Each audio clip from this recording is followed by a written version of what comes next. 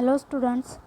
So this is our last point in this chapter, enhancement of food production. So today's point is role of microbes as biocontrol agents. The term biocontrol refers to the use of biological methods to control disease and pests. तर biocontrol म्हणजे काय, तर bio means living thing आणि control means कशापासून तरी control केले जाते. तर प्लांटना वेगवेगळ्या डिसीज आणि पेस्टपासून वाचवण्यासाठी काय केले जातात, तर वेगवेगळ्या बायोलॉजिकल मेथड्स म्हणजे लिव्हिंग थिंगपासून काहीतरी तयार करून ते यूज केले जाते, जेणेकरून काय होतं आहे तर डिसीज आणि पेस्ट म्हणजे वेगवेगळे डिसीजेस असतील किंवा पेस्ट म्हणजे कीटक किंवा वेगवेगळे काही किडे वगैरे जे प्लांट्सवरती अटॅक करतात त्यांच्यापासून कंट्रोल केले जातं.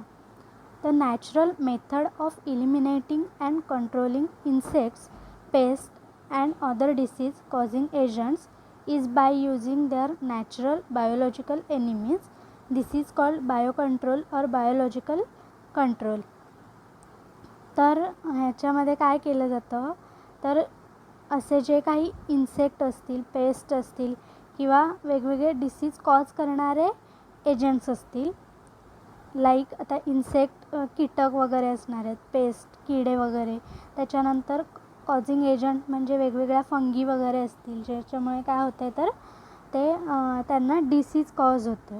तर अशा एजंटना त्यांचे जे एनिमी असणार आहेत म्हणजे त्यांचे जे शत्रू असणार आहेत जे की त्यांना इझिली किल करून टाकू शकतील, अशांचा यूज करून त्यांना किल करून टाकलं जातं. तर त्याला काय म्हटलं जातं, बायो कंट्रोल किंवा बायोलॉजिकल कंट्रोल. म्हणजे काय केलं जातं आहे, वेगवेगळे कीटकांपासूनच दुसरे कीटक मारले जातात किंवा मारले जातात. तर ह्याला काय म्हणतात, बायो कंट्रोल किंवा biological control. Okay. For example, एक आपल्याला इथे एक्झाम्पल आहे, बॅसिलस thuringiensis ह्या बॅक्टेरियाचा आहे. तर ह्याचा यूज केला गेला आहे. Bacillus thuringiensis is used to get rid of butterfly caterpillars where dried spores of Bacillus thuringiensis are mixed with water and spread onto vulnerable plants such as brassicas and fruit trees. These spores are then eaten by the insect larvae. In the gut of the larvae, the toxin cryprotein is released and the larvae get killed eventually. तर ह्याच्यामध्ये काय होतं, जो bacillus thuringiensis bacteria आहे BT, तर तो काय करतो आहे, त्याचे स्पोअर्स असतात ते यूज केले जातात. ड्राईड स्पोअर म्हणजे ते मारून त्यांचे जे स्पोअर्स असतात ते रिस्टोर केले जातात आधी, आणि मग काय केलं जातं, ते जे स्पोअर्स असतात ते वॉटरसोबत मिक्स केले जातात आणि ते मिक्स करून झाडांवरती फवारले जातात, जेणेकरून त्याच्यामुळे काय होतं तर वेगवेगळे बटरफ्लाईज, कॅटरपिलर्स म्हणजे वेगवेगळे कीटक किंवा किडे वगैरे जे काही असणार आहेत ते मरून जातात. तर कशा पद्धतीने मरतात, तर जेव्हा आपण तो स्प्रे फवारणार आहोत, त्याच्यावरती स्प्रे करणार आहोत, ते जे ड्राईड स्पोअर्स असणार आहेत कसले, बॅसिलस thuringiensis, ते वॉटरसोबत मिक्स करून स्प्रे केलं जाणार प्लांटवरती.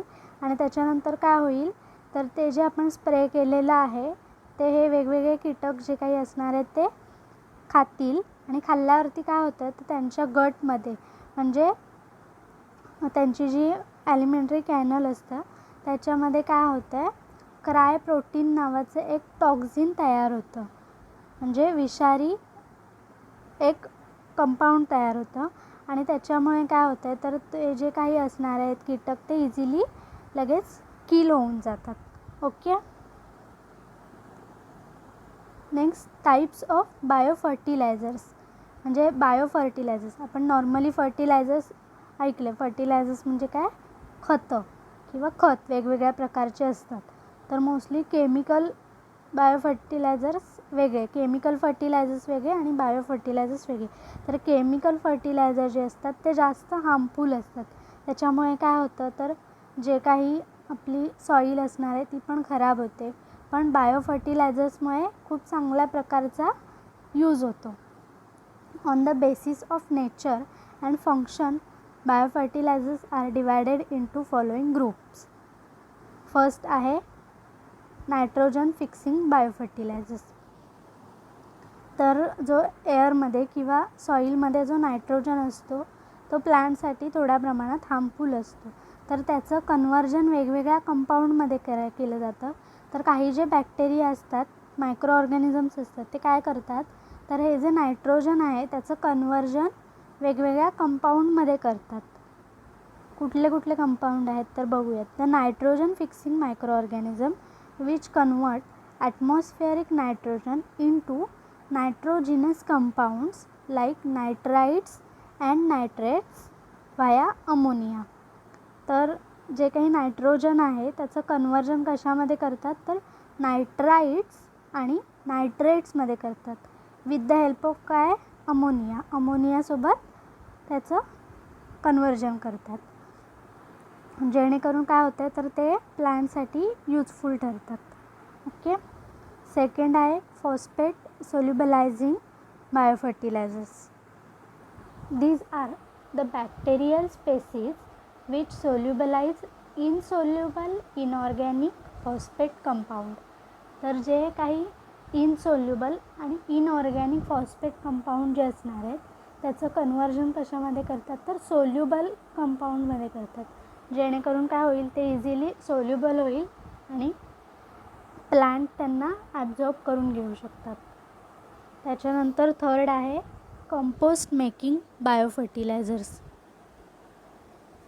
Composting is a natural process that turns organic matter into dark rich substance called a compost. तर कंपोस्ट म्हणजे काय होतं, तर एखाद्या कुठल्याही झाडाचा पालापाचोळा वगैरे आपण पडलेला बघतो किंवा झाडं वगैरे पडलेली बघतो, तर जंगलामध्ये वगैरे जी काही झाडं पडतात ते आपण जाऊन उचलतो का, नाही. तर काही महिन्यांनी वगैरे काय होतं, तर पूर्णपणे तिथलं ते झाड असेल किंवा पालापाचोळा जरी असेल तर तो पूर्णपणे नष्ट होऊन जातो. तर तो कशा पद्धतीने नष्ट होतो, तर तिथे वेगवेगळ्या प्रकारचे मायक्रो ऑर्गॅनिझम्स असतात, ते त्यांना काय करतात, डिग्रेड करतात आणि त्याच्यापासून वेगवेगळे कंपाऊंड तयार करतात. आणि ते कसे असतात, तर न्यूट्रिटिव्ह असतात, प्लांटसाठी खूप यूजफुल असतात. त्याच्यामुळे तिथे ते एक प्रकारचं खत तयार होतं.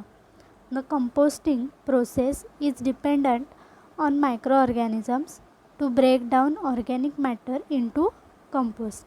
तर जे काही ऑर्गॅनिक मॅटर असतं त्याचं कन्व्हर्जन कंपोस्टमध्ये करतात हे जे काही मायक्रो ऑर्गॅनिझम्स असतात ते, आणि त्याच्यामुळे काय होतं आहे, तर ते कंपोस्ट बाकीच्या प्लांटसाठी खूप यूजफुल ठरतं, कारण त्याच्यामध्ये खूप चांगल्या प्रकारचे न्यूट्रिटिव्ह एजंट्स असतात जे प्लांटना खूप गरजेचे असतात.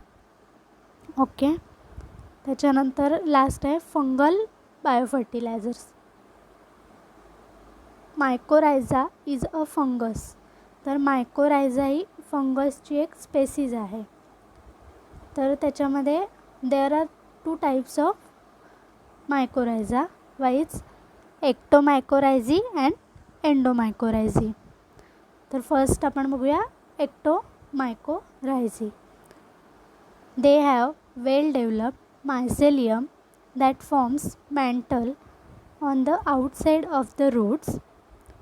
These increase absorptive surface area of roots and accelerate uptake of water and nutrients like N, P, K and calcium. Due to this, the plant vigor, growth and yield increases. तर हे जे काही एक्टोमायकोरायझी आहेत ते काय करतात, तर रूटच्या आउटसाईडला म्हणजे रूटची जी बाहेरची बाजू आहे त्याच्यावरती एक मॅन्टल सिक्रेट करतात किंवा मॅन्टल तयार करतात, म्हणजे एक लेअर फॉर्म करतात. आणि ज्याच्यामुळे काय होतं आहे, तर ॲब्झॉर्प्टिव्ह सरफेस जो असतो तो खूप वाढतो तिथे, म्हणजे रूट जास्त करून इझिली लगेच ॲब्झॉर्ब करून घेऊ शकतात, शोषून घेऊ शकतात, शोषण्याची क्षमता वाढवतात ते जे काही एक्टोमायकोरायझी आहेत ते. त्याच्यामुळे काय होतं आहे, तर जे काही रूट्स असतात ते जास्त प्रमाणात वॉटर आणि न्यूट्रियंटचं अपटेक करतात, म्हणजे बॉडीमध्ये घेतात ते. तर न्यूट्रियंट कुठचे मेन लागतात त्यांना, तर nitrogen, phosphorus, calcium, potassium, sodium. Due to this the plant vigour, growth and yield increases. तर ह्याच्यामुळे काय होतं आहे, प्लांटची जी स्पेसीज आहे ती पण वाढते, त्याची ग्रोथ वाढते चांगल्या प्रकारे, आणि सोबत काय होतं तर जे आपल्याला यील्ड पाहिजे त्याच्यापासून मिळणारे जे प्रोडक्ट आहे ते पण इन्क्रीज होतं. जसं ते चांगल्या प्रकारचं पोषण खाणार आहेत त्याच्यानुसार ते आपल्याला चांगल्या प्रकारचं प्रोडक्ट देणार. आणि सेकंड आहे endomycorrhizae. They grow in between and within the cortical cells of the roots. तर एंडोमायकोरायझी म्हणजे कुठे असणार आहेत, तर रूटच्या आतल्या साईडला, म्हणून एंडो. आणि एक्टो म्हणजे बाहेरच्या साईडला असतात, आउट साईडला असतात, म्हणून त्यांना एक्टोमायकोरायझी म्हणतात. They are called vesiculo arbuscular mycorrhizae or VAM. The association of VAM with crop plants help in conversion of less productive field into more productive field. तर ह्याच्यामुळे काय होतं, जे VAM आहे म्हणजे एंडोमायकोरायझीला VAM असं पण म्हटलं जातं. तर त्याच्यामुळे काय होतं आहे, तर जी एखादी जमीन असेल किंवा एखादी जागा असेल ती लेस प्रोडक्टिव्ह असेल, म्हणजे एखाद्या ठिकाणी आपण जर झाडं लावली तर त्याच्यापासून कमी प्रमाणात आपल्याला प्रोडक्ट मिळत असेल, तर हे जे VAM आहे त्याच्यामुळे काय होतं आहे, तर ती जी लँड असणार आहे किंवा एखादी ती जी जमीन असणार आहे तिथली प्रोडक्टिव्ह होणार आहे, म्हणजे चांगल्या प्रकारचं प्रोडक्ट द्यायला आपल्याला सुरुवात करणार आहे. ओके, तर इथे आपला टॉपिक पूर्णपणे कंप्लीट झाला आहे. कोणाला कोणत्याही शंका असतील तर त्यांनी मेसेज करून, कॉल करून विचारू शकता. Okay, thank you.